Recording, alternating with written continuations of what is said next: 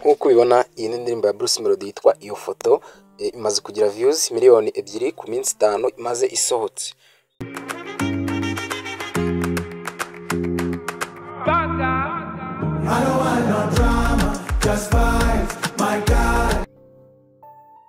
Reka dukomeze na topic yacu tugiye kureba amafaranga igiye kumwinjiriza muri ino minsi 5 imaze ishize.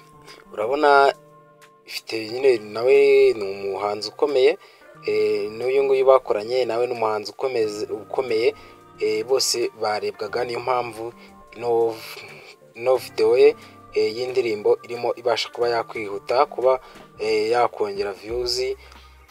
Nkuko bireba iyi ni table iriho amafaranga nimba na views yagize kuri iyo minsi 5 yabaye iba yamara, aribyo tugiye gushyira mu manyarwanda tukaza kumenya. Nkuko urimo urabibona ku munsi wa mbere yinjije ibihumbi 300,918 kugeza ku bihumbi 943 n'amafaranga 720.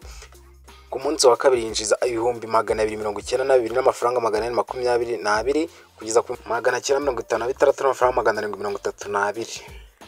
Umunsi wa gatatu no yinjije 294 n'amafaranga 171 kugeza ku 956 kugeza kuri 732 niyo yinjize ku munsi wa gatatu. Umunsi wa kane noneho yinjiza ibihumbi 267 n'amafaranga 183 kugeza ku mafaranga 869 noneho ku munsi wa gatanu yinjiza 218 n'amafaranga 608 kugeza ku bihumbi 711 139.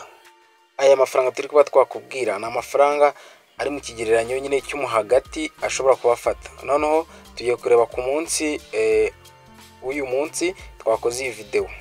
Banga hembwe arafata 222 kugeza n'amafaranga 353 727. Noneho amafaranga tuto yose agomba kuba arafata twateranyije twasanze agomba kuba arafata miliyoni 1 n'amafaranga 619 n'ibiceri 292 kugeza ku bihumbi kuri miliyoni 5 n'ibihumbi 127 n'amafaranga 758. Aya mafaranga niyo twabashije kuba twabona yaba yakoreye muri no minsi 5 hagiye kujyaho wa gatandatu uri mu gice utari buzura undi munsi. N'aya mafaranga ari kuba yakorera. Ntugende udakoze subscribe kugira ngo ubashe kuba dutera inkunga ku mindi minsi tuzajye tubana. Turi kumwe, ciao ciao.